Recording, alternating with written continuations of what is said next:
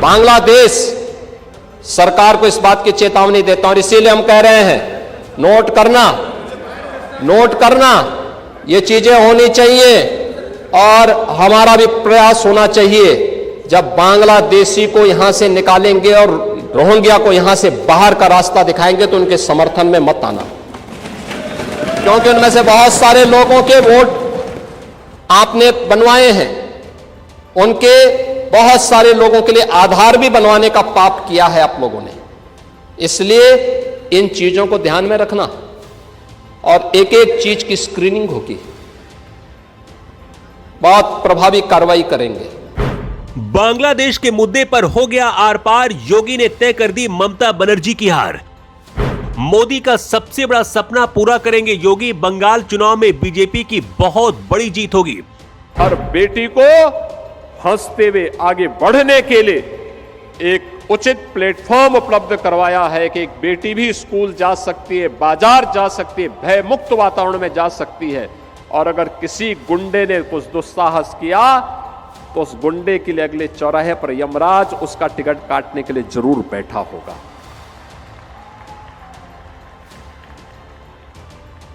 यह तभी हो सकता है जब सरकार में करने की इच्छा शक्ति हो, और अब तो सरकार इस दिशा में तेजी के साथ आगे बढ़ चुकी है। सुना आपने, किसी ने बेटी के साथ बुरा किया तो अगले चौराहे पर यमराज टिकट काट देंगे। ये बात देश के सबसे बड़े सूबे के सीएम ने कही है और अब इसी तेवर के साथ मोदी ने योगी को बंगाल में कमल खिलाने का काम सौंप दिया है। चौंकिए मत, इस साल होने वाले बंगाल चुनाव में यही होने जा रहा है।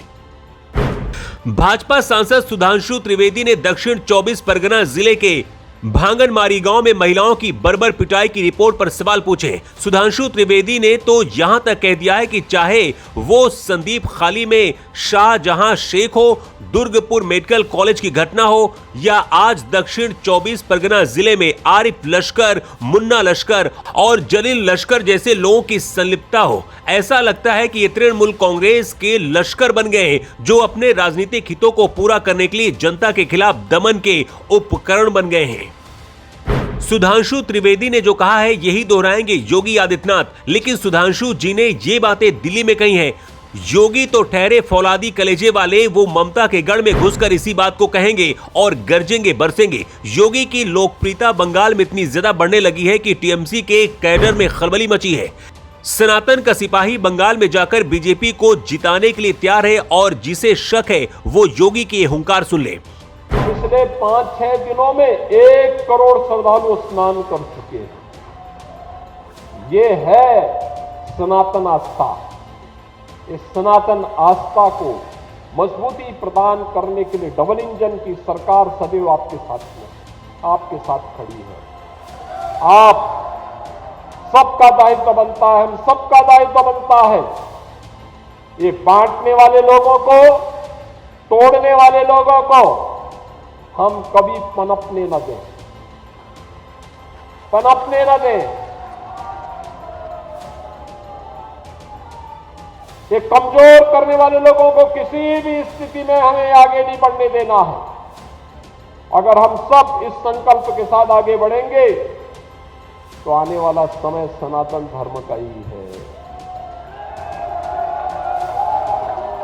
दुनिया के अंदर सनातन का झंडा जैसे श्री राम जन्मभूमि पर पूरी भव्यता और दिव्यता के साथ फहराया जा रहा है, ऐसे ही पूरी दुनिया के अंदर सनातन का झंडा अपने आप गूंजता हुआ दिखाई देगा।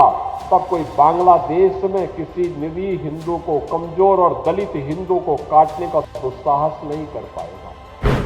आने वाला समय सनातन का ही है, ये बोलकर योगी अब बंगाल में बैटल ग्राउंड में टीएमसी के होश उड़ाने के लिए जा रहे हैं। आप दलितों को वोट बैंक की निगाह से देखते हैं, इसलिए कुछ बोलते नहीं। इसलिए मैं कह रहा हूं ना, देखो बांग्लादेश में एक दलित नौजवान को कैसे जला दिया गया। आप लोग गाजा पट्टी में होने वाले किसी भी उस पर आंसू बहाते हैं, लेकिन आपकी जबान से एक शब्द नहीं निकल रहा है, क्योंकि एक दलित नौजवान मारा गया बांग्लादेश में और उस नौजवान के मरने पर आपकी जबानें सिल चुकी है। क्योंकि आप उसको केवल वोट बैंक के रूप में इस्तेमाल करते हैं। ये राजनीति नहीं है पांडे जी, ये राजनीति नहीं है, ये वो सच्चाई है जो आपकी तुष्टीकरण की नीति है, जिसके कारण बांग्लादेश बना है। अगर बांग्लादेश पाकिस्तान नहीं बना होता, इस तरीके से हिंदू नहीं जलाया होता, और जलाता तो फिर उसकी क्या दुर्गति होती या वह भी जानता। ये सुरक्षा की गारंटी, वहां मारे जा रहे हैं हिंदू, आप लोग नहीं बोलेंगे। एक कैंडल मार्च निकाल के चलते हैं गांजा के मुद्दे को लेकर के, लेकिन पाकिस्तान और बांग्लादेश में हिंदू मारा जाता है तो आपके मुंह बंद हो जाते हैं, क्योंकि मरने वाला हिंदू है, दलित है, आप बोलेंगे नहीं। और यही सच्चाई है। निंदा प्रस्ताव पारित होना चाहिए, और यह प्रस्ताव नेता विरोधी दल की तरफ से आना चाहिए।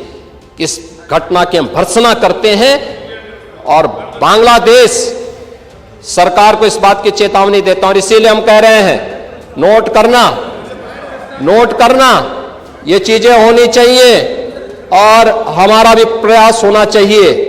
जब बांग्लादेशी को यहां से निकालेंगे और रोहिंग्या को यहां से बाहर का रास्ता दिखाएंगे तो उनके समर्थन में मत आना। योगी की ताकत का पता बीजेपी के नए अध्यक्ष नितिन नवीन को भी है। बीजेपी के राष्ट्रीय अध्यक्ष बनने के बाद नितिन नवीन दिल्ली में बीजेपी मुख्यालय में बैठक कर रहे हैं। नितिन नवीन ने चुनावी राज्यों को लेकर अलग से 8 घंटे बैठक की। इस बैठक में पश्चिम बंगाल, तमिलनाडु, केरल, असम और तमिलनाडु के प्रदेश अध्यक्ष, संगठन महामंत्री और प्रभारी मौजूद रहे। सबने कहा कि बंगाल जीतना है तो योगी को आगे करना ही होगा, और बंगाल में योगी को बुलडोजर बाबा वाले रूप में उतारना ही होगा।